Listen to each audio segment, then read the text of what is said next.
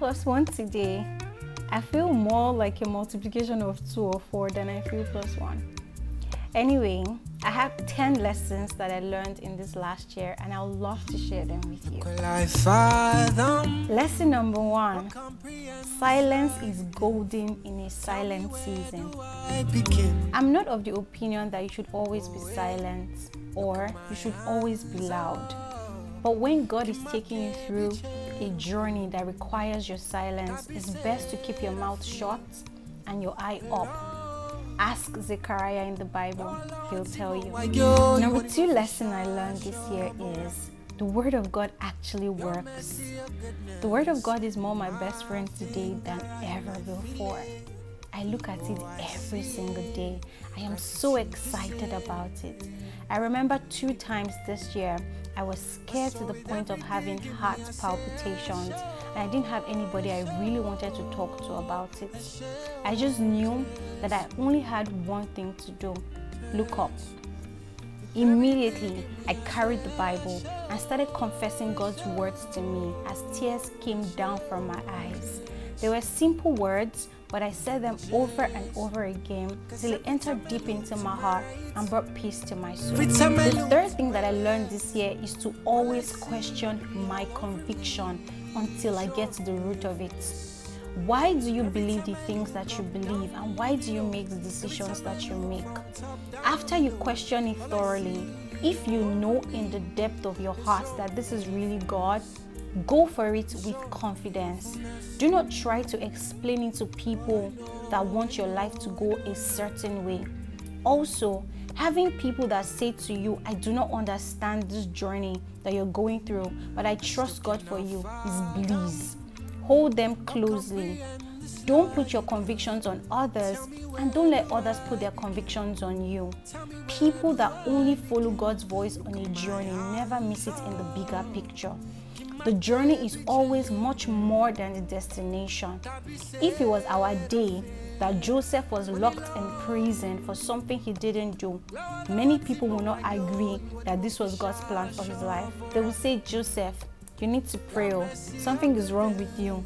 God always has a bigger picture, and if you follow him wholeheartedly, you will experience it. The 4th thing that I learned this year is get into a discipleship school. Oh God, I love discipleship school. So I got into a discipleship school this year, and I learned that a proper discipleship school will put you on your toes with your walk with God and teach you the truth about God's covenant with you.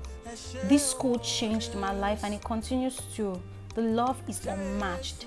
If you're looking to get into a discipleship school, I highly recommend Vera Bible Training Center. The 5th thing I learned this year is when you're truly in God and you follow God with all your heart, your steps are divinely ordered. Right speech, right action, right people. They might not be right in the eyes of any other person, but they'll be right for your own journey and your own destiny. The 6th thing that I learned this year is as you grow older in your walk with God, you realize that you rather God clap for you than men. Most times, we get so used to listening to the applause of men that the applause or criticism starts to direct the course of your actions, and we start to lose our way without knowing it. It's even harder to pull away from the limelight when it has filled your soul for so long.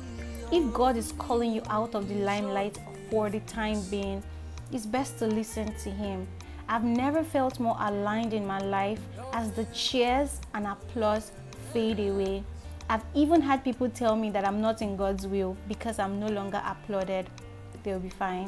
The 7th thing I learned this year is losing people on your journey is fine.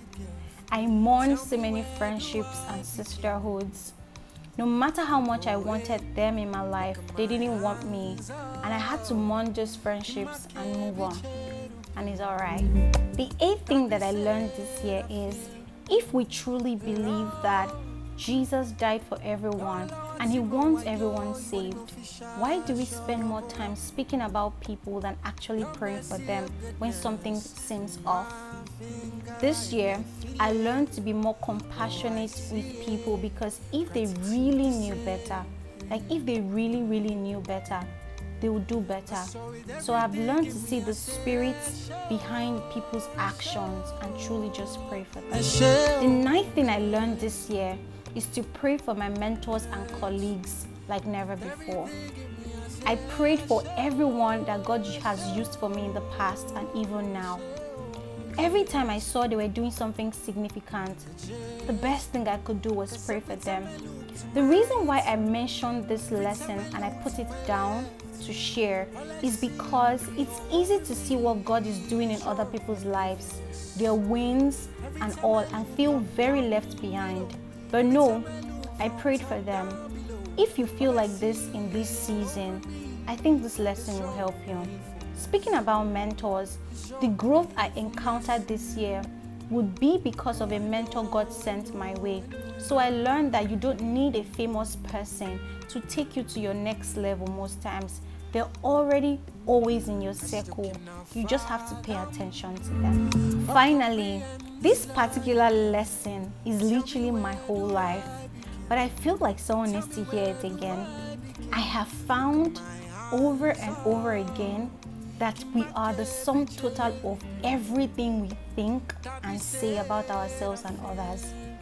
In fact, people tend to watch, think, and say bitter things about themselves and expect sweet things to happen in their lives. It doesn't work that way.